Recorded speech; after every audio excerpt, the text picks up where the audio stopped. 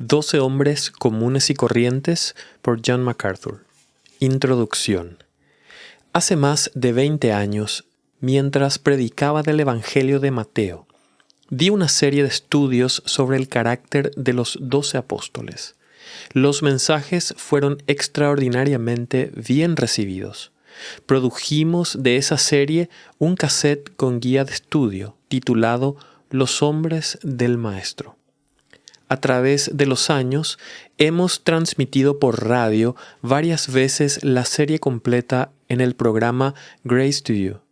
Cada vez que lo ponemos en el aire, genera un cada vez mayor flujo de reacciones positivas de parte de la audiencia. Después de 20 años, ese cassette sigue siendo una de las series más populares de todo lo que hemos producido. Hace unos cuantos años, empecé a enseñar en nuestra iglesia el Evangelio de Lucas versículo por versículo.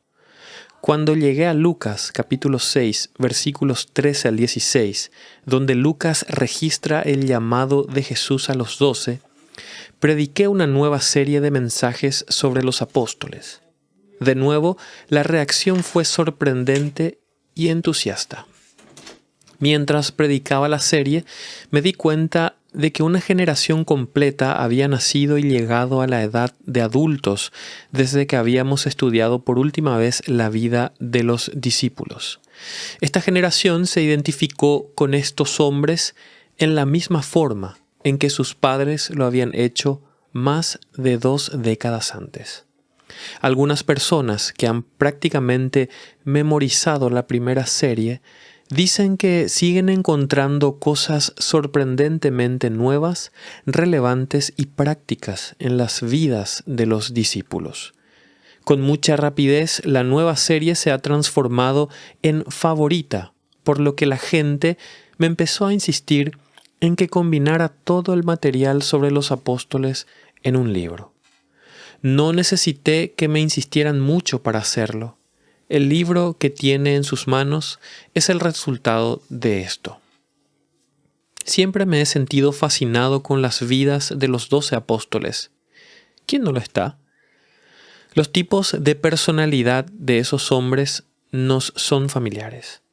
Ellos son como nosotros y como otras personas a las que conocemos. Son asequibles.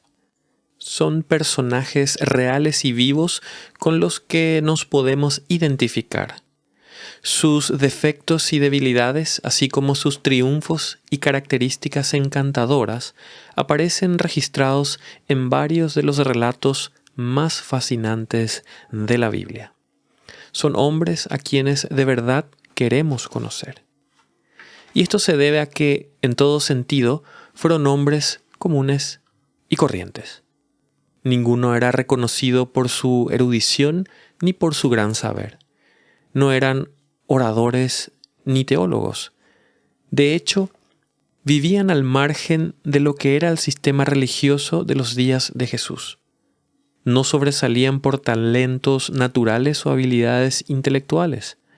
Por el contrario, todos eran proclives a equivocarse, a fallar, a tener actitudes erróneas, a que les faltara la fe y a experimentar amargos fracasos.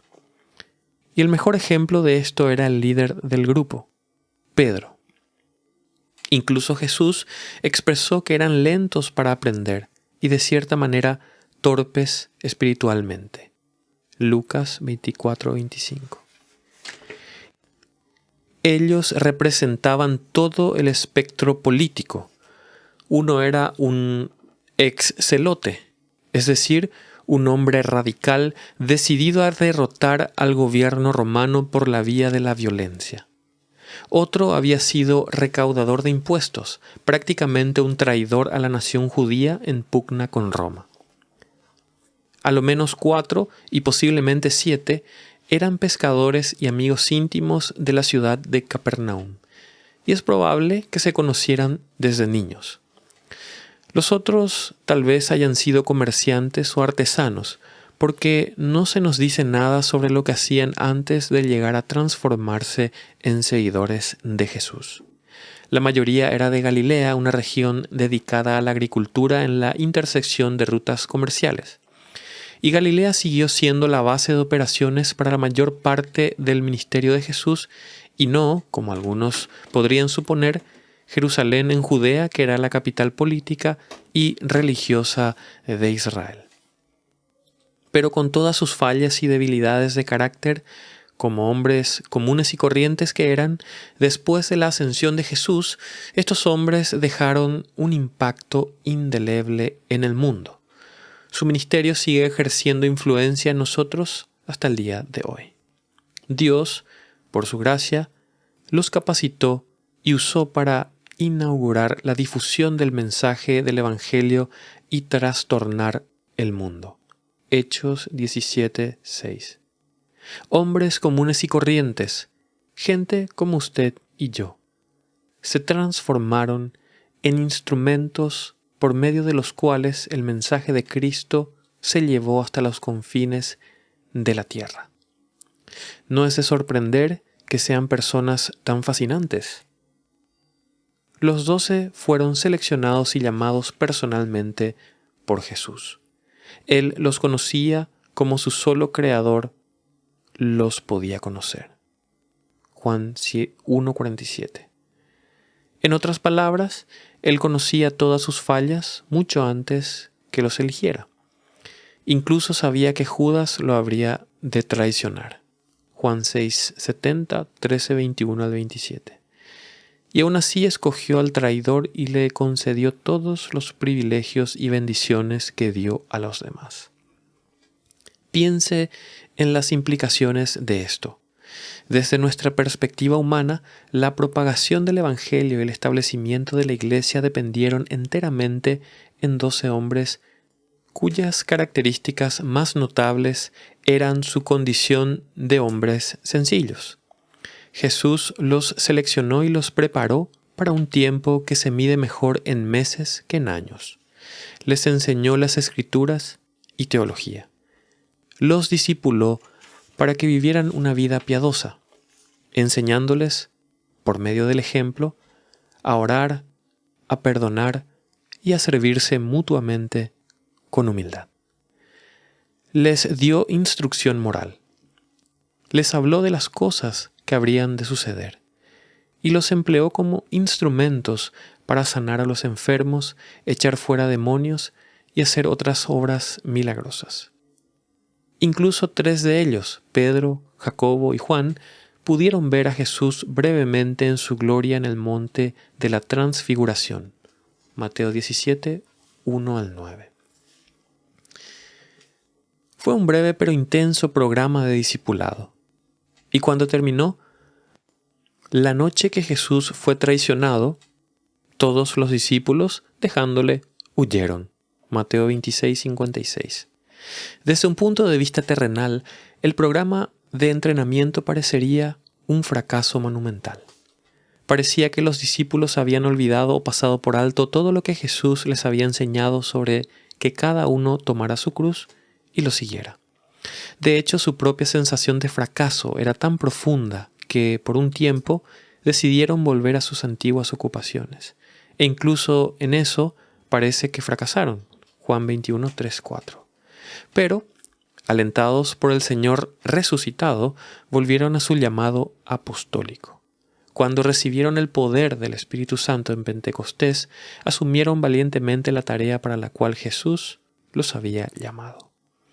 El trabajo que emprendieron continúa hasta el día de hoy, 2000 años después. Ellos son la prueba viviente de que la fuerza de Dios se hace perfecta en la debilidad. Por sí mismos, es evidente que eran ineptos para la tarea. 2 Corintios 2:16. Pero Dios los llevó en triunfo en Cristo y a través de ellos difundió en todo lugar el olor de su conocimiento. Versículo 14. Para tener una idea de la brevedad de su tiempo terrenal con Jesús, piense en que el ministerio completo de Jesús, desde su bautismo a su resurrección, duró solo unos 3 años. Y el entrenamiento intensivo con los discípulos duró aproximadamente la mitad de ese tiempo. En su obra clásica, The Training of the 12, A.V. Bruce dice que para cuando Jesús identificó y llamó a los 12 de un grupo más numeroso de seguidores, Mateo 10, 1, 4, Lucas 6, 12 y 16, ya había pasado la mitad de su ministerio terrenal. Y cito: la selección que hizo Jesús de los 12 es un hito importante en la historia del Evangelio. Divide el ministerio de nuestro Señor en dos partes de casi la misma duración, pero desiguales en cuanto a la extensión y la importancia del trabajo hecho en cada una. En el primer periodo Jesús trabajó solo.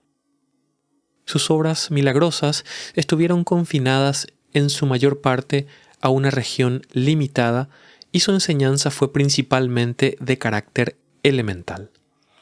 Pero cuando eligió a los 12, el trabajo del reino había asumido dimensiones tales que se requirieron organización y división del trabajo, y la enseñanza de Jesús empezó a ser más profunda y de una naturaleza más elaborada, y sus actividades de misericordia se desarrollaron en un área más amplia.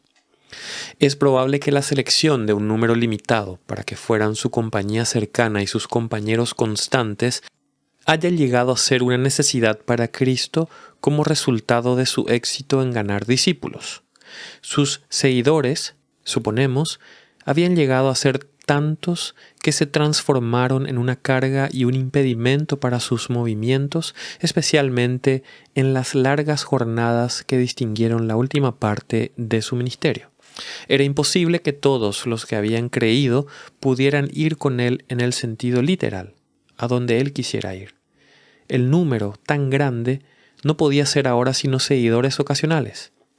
Pero Jesús quiso que ciertos hombres seleccionados estuvieran con él en todo tiempo y lugar, que le acompañaran en todos sus viajes, que fueran testigos de todo lo que hacía y que le ministraran en sus necesidades diarias.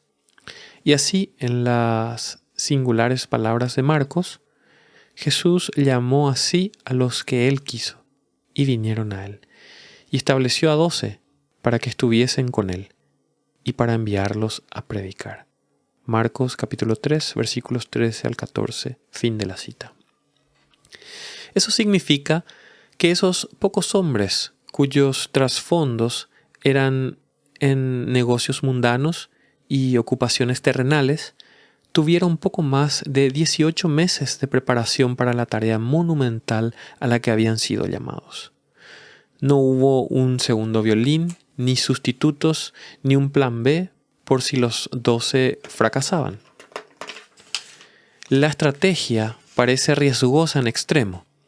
En términos terrenales, la fundación de la Iglesia y la difusión del mensaje del Evangelio dependían enteramente de esos 12 hombres comunes y corrientes con todas sus debilidades, y uno de ellos incluso tan diabólico como para traicionar al Señor del universo. Y toda la preparación de ellos para el trabajo tomó menos de la mitad del tiempo que típicamente se necesita para obtener un título en un seminario hoy en día. Pero Jesús sabía lo que estaba haciendo. Desde su perspectiva divina, el éxito final de su estrategia en realidad dependía del Espíritu Santo actuando en estos hombres para cumplir su voluntad soberana. Era una misión que no podía fallar. Por eso es que fue un trabajo por el cual solo Dios merece la alabanza y la gloria. Aquellos hombres fueron meramente instrumentos en sus manos, de la misma manera que usted y yo podemos ser instrumentos de Dios hoy. A Dios le encanta usar tales medios comunes y corrientes. Lo necio del mundo escogió Dios para avergonzar a los sabios, y lo débil del mundo escogió Dios para avergonzar a lo fuerte. Y lo vil del mundo y lo menospreciado escogió Dios, y lo que no es para deshacer lo que es, a fin de que nadie se jacte en su presencia. 1 Corintios capítulo 1 versículos 27 al 29. Los 2000 años de triunfo del esfuerzo apostólico son un testimonio de la sabiduría y el poder de la estrategia divina. A veces, en la Escritura, a los 12 se les llama discípulos, macetes en el texto griego.